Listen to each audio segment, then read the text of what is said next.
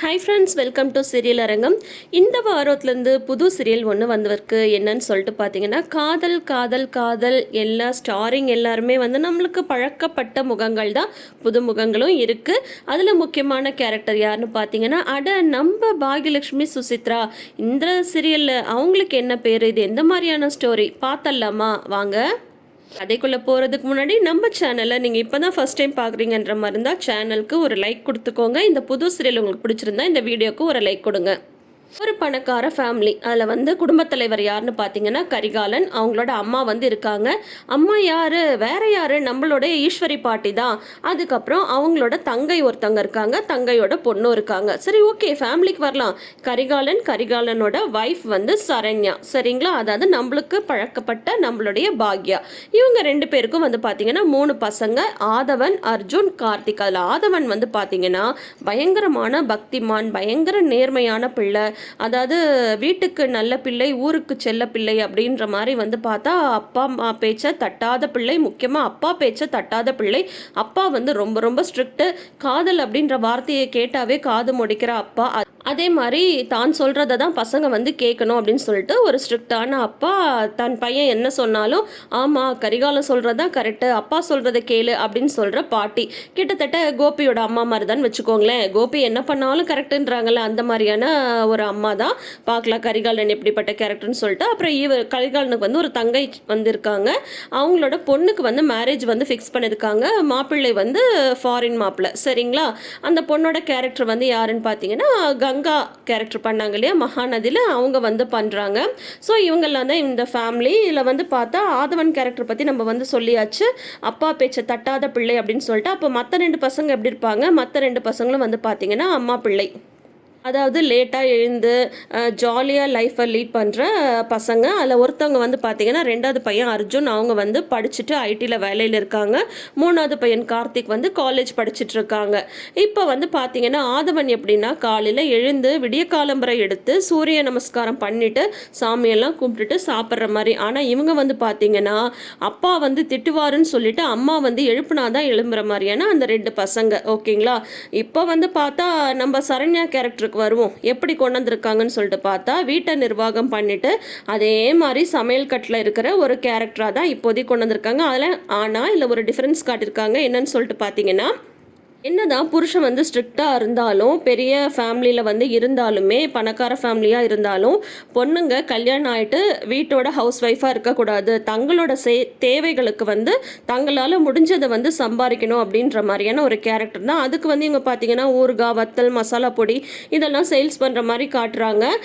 So பார்க்கலாம். இதுக்கு அடுத்தது வந்து ஒரு பெரிய மசாலா கம்பெனி, அதுக்கப்புறம் ஹோட்டல் அப்படின்ற மாதிரி கொண்டு வருவாங்களா என்னன்னு சொல்லிட்டு தெரியல. ஆனால் பாக்யா வந்து இன்னும் கொஞ்சம் நடிப்பில், ஐ மீன் சரண்யா வந்து இன்னும் கொஞ்சம் நடிப்பில் இம்ப்ரூவ்மெண்ட் இருந்தால் கரெக்டாக இருக்கும். ஏன்னா நம்மளுக்கு பாகியலட்சுமி முடிஞ்சு கொஞ்ச நாள் தான் ஆகுது இல்லையா? அவங்களோட ஃபேஸ் ரியாக்ஷன் இதெல்லாம் பார்க்கும்போது அப்படியே அந்த பழைய ஓஜி பாக்யாவுக்கு தான் நம்மளை வந்து கூட்டிகிட்டு போகுது. ஸோ அதெல்லாம் கொஞ்சம் அவங்க வந்து மாற்றி இன்னும் கொஞ்சம் இம்ப்ரூவ் பண்ணிட்டா நல்லாயிருக்கும். பார்க்கலாம். இன்றைக்கி தானே 2வது நாள் என்னெல்லாம் நடக்குதுன்னு சொல்லிட்டு. இப்போ தங்கையோட பொண்ணு கல்யாணம் முடிஞ்சதுக்கப்புறம் உடனே பையனுக்கு வந்து கல்யாணம் பண்ணணும் அப்படின்னு சொல்லிட்டு கரிகாலன் வந்து சொல்லிட்டு இருக்காங்க.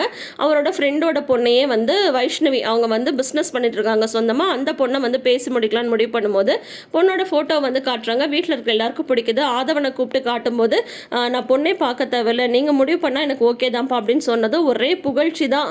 கரிகாலனும் அவங்க அம்மாவும் பையனா இப்படி தான் இருக்கணும், நீங்களும் இருக்கீங்களே, ஆதவனை பார்த்து கற்றுக்கோங்க அப்படின்ற மாதிரி வந்து சொல்லிட்டு பொண்ணு பார்க்க போகிறாங்க. பொண்ணுக்கு மாப்பிள்ளை பிடிச்சி போயிடுது, மாப்பிள்ளைக்கு பொண்ணை பிடிச்சி போயிடுது. ஆனால் பொண்ணு வந்து என்ன சொல்கிறாங்க, மாப்பிள்ளை கிட்ட தனியாக பேசணும்னு சொல்லும்போது தனியாக பேசுறதுக்குலாம் ஒன்றும் இல்லை, நீங்கள் எதுனாலும் இங்கேயே சொல்லுங்கள் அப்படிங்கும்போது ஒன்றும் இல்லை, என் சைடு ஒரே ஒரு ரிக்வஸ்ட் இருக்குது, கல்யாணத்துக்கு அப்புறம் நான் என்னோட பிஸ்னஸை வந்து தொடரணும் அப்படின்ற மாதிரி அந்த பொண்ணு வந்து கேட்குறாங்க வைஷ்ணவி. அதுக்கு வந்து ஆதவன் வந்து இல்லை அது முடியாது அப்படின்னு சொல்கிறாங்க. நீங்கள் தான் எங்கள் ஃபேமிலிக்கு மூத்த மருமலாக வரப்போகிறீங்க, அப்போ குடும்பத்தை தான் நீங்கள் வந்து பார்த்துக்கணும், ஒருத்தர் சம்பாரிச்சா போதும்ல அப்படின்னு சொல்கிறாங்க. ஆதவன் வந்து தமிழ் டீச்சராக இருக்கார். அந்த பொண்ணு சொல்கிறாங்க, அப்போது இதையே வந்து நான் சொன்னால் நான் சம்பாதிக்கிறேன், நீங்கள் வீட்டில் சும்மாருன்னு சொன்னால் நீங்கள் ஒத்துப்பீங்களா அப்படின்னு அந்த பொண்ணு கேட்கும்போது, அது நான் கண்டிப்பாக ஒத்துக்க மாட்டேன், ஃபேமிலி ரன் பண்ண ஒருத்தவங்க சம்பாரிச்சா போதும், நீங்கள் என் ஃபேமிலி பார்த்தா போதும், எங்களுதே வந்து ஒரு பெரிய ஃபேமிலி தான், நீங்கள் வீட்டுக்கு மூத்த மருமகளாக வரப்போகிறீங்க, அதனால் நீங்கள் வந்து வீட்டை பார்த்துக்கோங்கன்னு சொல்லும்போது இந்த கல்யாணம் வந்து பிரேக்கப் ஆகிடுது. ஆதவன் வந்து இந்த மாதிரி ஒரு பின்தங்கிய சிந்தனையில் இருக்கிறது சுத்தமாக சரண்யாவுக்கு வந்து பிடிக்கல. சொல்லப்போனால் அவங்க அப்பாவுமே சொல்கிறாரு, இப்போ பொண்ணுங்க வேலைக்கு போகிறதுல என்னப்பா தப்பு இருக்குது, தாராளமாக வந்து வேலைக்கு போகட்டும் அப்படின்ற மாதிரி கரிகாலன் சொன்னாலுமே ஆதவன் வந்து அதை ஒத்துக்க மாட்டேன்றாங்க. அம்மா மாதிரி அந்த பொண்ணு வீட்டில் தான் இருக்கணும் அப்படின்ற மாதிரி சொல்கிறாங்க. அதனால அந்த பொண்ணு கல்யாணம் வேணான்னு சொல்லிட்டு சொல்லிடுறாங்க. வீட்டில் வந்து இதை பற்றின டிஸ்கஷன் வந்து ஓடுது. எனக்கு வீட்டோட இருக்கிற பொண்ணு தான் வேணும் அப்படின்ற மாதிரி ஆதவன் வந்து முடிவாக வந்து சொல்லிடுறாங்க. பரவாயில்ல, ஆதவன் நினைக்கிறதும் கரெக்டு தான் அப்படின்ற மாதிரி உடனே அவங்க அப்பாவும் பாட்டியும் வந்து சப்போர்ட் பண்ண ஆரம்பிச்சிடுறாங்க. மற்ற 2 பசங்களுக்கு என்னென்னா, இவன் இந்த மாதிரி ரொம்ப நல்லவனாக இருக்கிறதுனால தான் நம்ம வந்து வீட்டில் எல்லார் கண்ணுக்கும் வில்லனாக தெரிஞ்சிட்ருக்கோம் அப்படின்ற மாதிரி வந்து சொல்கிறாங்க. ஆனால் அம்மாட்ட 2 பேரும் பயங்கர ஃப்ரெண்ட்லியாக இருக்காங்க. அப்போ வந்து அவங்க வந்து சொல்லிட்டுருக்காங்க, டேய் நீங்களாம் இந்த மாதிரி வந்து யோசிக்காதீங்கடா, அவன் ஏன்டா இந்த மாதிரி ரொம்ப பழசாக யோசிக்கிறான், பொண்ணுங்களுக்கும் அவங்க சொந்த காலில் நிற்கிற சுதந்திரம் வந்து கண்டிப்பாக வேணும் சரியா, அதனால் நீங்கள் வந்து அவன் வந்து அப்பா சொல்கிற பேச்சை அப்படியே கேட்குறான் அப்படின்றதுக்காக நீங்களும் அப்படியே இருக்கணுன்ற அவசியம் கிடையாது. நீங்கள் வாழ போகிறது உங்களுடைய லைஃப், உங்கள் லைஃப்பில் நீங்கள் என்ன முடிவெடுக்கிறீங்களோ அதுதான் உங்களுடைய முடிவாக இருக்கணும், புரியுதா அப்படின்ற மாதிரி ரொம்ப ப்ராக்டிக்கலாக தெளிவாக பேசுகிற கேரக்டராக சரண்யாவை வந்து காட்டியிருக்காங்க. அது கண்டிப்பாக பாராட்டப்பட வேண்டிய ஒரு விஷயம்தான். சரண்யா வந்து ஊறுகாய் வத்தல் இதெல்லாம் விற்கிறத பார்த்துட்டு அவங்க நாத்தனார் வந்து சொல்கிறாங்க, ஏன் நீ இதெல்லாம் வந்து விற்றுட்ருக்கீங்க, நம்ம குடும்பத்துக்கு இதெல்லாம் தேவையா அப்படிங்கும் போது, இதில் என்னம்மா தப்பு இருக்குது, என்னோட கை செலவுக்கு எனக்கு வேண்டிய பணத்தை நான் வந்து சம்பாதிக்கிறேன், இதெல்லாம் எனக்கு செய்கிறதுக்கு எங்கள் அம்மா சொல்லி கொடுத்தாங்க, எனக்கு இதுவும் ஒரு மெமரியாக தான் இருக்குது அப்படின்ற மாதிரி சரண்யா வந்து அதுக்கு தகுந்த பதிலுமே வந்து கொடுத்துட்றாங்க. தனக்கு பிடிச்சதையும் சரண்யா வந்து செய்கிறாங்க. அது வந்து பாராட்டப்பட வேண்டிய ஒரு விஷயந்தான். இப்போ இந்த பசங்க கிட்ட உங்கள் லைஃப்பில் நீங்கள் எப்படி விரும்புகிறீங்களோ அந்த மாதிரி தான் அமைச்சுக்கணும், அப்போ தான் உங்கள் லைஃப் வந்து நல்லாயிருக்கும், நம்மளோட வாழ்க்கையை நம்ம தான் வாழணும், நமக்கு பிடிச்ச மாதிரி வாழணும் அப்படின்ற மாதிரி சரண்யா சொல்லிட்டு இருக்கும் போது தான் அர்ஜுன் வந்து உங்ககிட்ட ஒரு விஷயத்தை ரொம்ப நாளாக சொல்லணுமா அப்படின்னு சொல்லிட்டு இருக்கும் போதே அவர் வந்து குழையிறத பார்த்துட்டு, என்னடா யாரையாவது லவ் பண்ணுறியா அப்படின்னு கேட்குறாங்க. எப்படிமா கரெக்டாக பாயிண்ட்டை பிடிக்கிற அப்படின்னு சொல்லும்போது, யாருடா அது அப்படின்னு சொல்லிட்டு சொல்கிறாங்க. உன்னை இந்த மாதிரி மது அப்படின்னு சொல்கிறாங்க. என்னது உன்னோட பாஸையா அப்படின்னு சொல்கிறாங்க.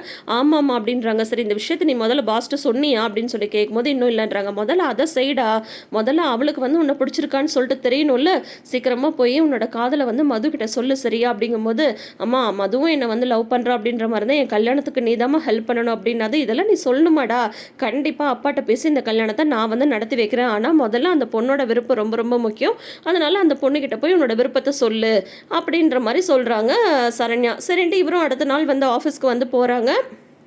மதுவா முத்தழகு சீரியலில் வந்து நடிச்சிருந்தாங்க இல்லையா, லீட் கேரக்டரில் அவங்க வந்து நடிச்சிருக்காங்க. அவங்க வந்து ஒரு ஸ்ட்ரிக்டான பாஸு, தன்னோட கொலீக்ஸ் பற்றியெல்லாம் எல்லாமே அவங்களுக்கு வந்து நல்லாவே தெரியும் இல்லையா. ஸோ இவங்க வந்து உங்ககிட்ட ஒரு முக்கியமான விஷயம் பேசணும் அப்படின்னு சொல்கிறாங்க. அதுக்கு முன்னாடி சரண்யா சமைச்சு கொடுத்த ஒரு டிஷ்ஷை வந்து கொடுக்குறாங்க. இந்த டிஷ் வந்து எங்கள் வீட்லேயே எல்லாருக்கும் ரொம்ப பிடிக்கும் அப்படின்ற மாதிரி வந்து சொல்கிறாங்க மது. உங்ககிட்ட ஒரு முக்கியமான விஷயம் சொல்லணும் அப்படிங்கும்போது, என்ன லீவ் வேணுமா, பெர்மிஷன் வேணுமா அப்படின்ற மாதிரிலாம் கேட்குறாங்க. இல்லை அதெல்லாம் இல்லை, நான் வந்து உங்களை லவ் பண்ணுறேன் அப்படின்ற மாதிரி சொல்கிறாங்க. அதோட வந்து ஷாக் ஆகி நிற்கிறாங்க மது. ஸோ அதோட இன்னைக்கான எபிசோடையும் முடிச்சிருக்காங்க. ஸோ இனி அடுத்தடுத்து காதல் காதல் காதல் சீரியலில் என்னெல்லாம் நடக்க போகுது, இது எந்த மாதிரியான ஸ்டோரி அப்படின்றத வெயிட் பண்ணி பார்ப்போம். இந்த 2 நாளில் இதெல்லாம் தான் நடந்திருக்கு. ஸோ சரண்யா கேரக்டரை பற்றி நீங்கள் என்ன நினைக்கிறீங்க அப்படின்றத மறக்காமல் கமெண்ட் செஷனில் வந்து சொல்லுங்கள். இது வந்து இன்னொரு பாகியலட்சுமி சீரியலில் மெகா ஹிட் ஆகுமா, வெயிட் பண்ணி பார்ப்போம். யாரெல்லாம் பாகியலட்சுமி சீரியலை வந்து ரொம்ப மிஸ் பண்ணிங்க, யாரெல்லாம் இந்த சீரியலுக்காக வெயிட் பண்ணிட்டு இருந்தீங்கன்றதையும் மறக்காமல் கமெண்ட் செஷனில் வந்து சொல்லுங்கள். ஏன்னா பாகியலட்சுமி சீரியல் இல்லைன்னா நம்மளுடைய சேனலே இல்லை. நம்மளுடைய ஃபஸ்ட்டு சேனலான ஃபண்டாஸ்டிக் வீடியோஸ் வந்து பெரிய ரீச் கிடைச்சது வந்து பாகியலட்சுமி சீரியல்னால தான். நீங்கள் இன்னும் அந்த சேனலை வந்து பார்க்கல அப்படின்ற மாதிரி இருந்தால் யூடியூப்பில் போயிட்டு சர்ச்சில் போடுங்க ஃபண்டாஸ்டிக் வீடியோஸ்ன்னு சொல்லிட்டு, அதில் போட்டாவே நம்மளுடைய சேனல் வரும். அதுக்கும் உங்களோட சப்போர்ட்டை வந்து கொடுங்க. இது வந்து நம்மளுடைய புது சேனல் சீரியல் அரங்கம். இந்த சேனலுக்கு நீங்கள் இப்போ தான் ஃபஸ்ட் டைம் வரீங்க அப்படின்ற மாதிரி இருந்தால் இந்த அரங்கத்தை மனசார நிறைய வைக்கணும் அப்படின்னு நீங்கள் நினச்சிங்கன்னா சப்ஸ்கிரைப் பட்டனை கிளிக் பண்ணிக்கோங்க. இந்த வீடியோக்கு ஒரு லைக் கொடுங்க. தேங்க்யூ.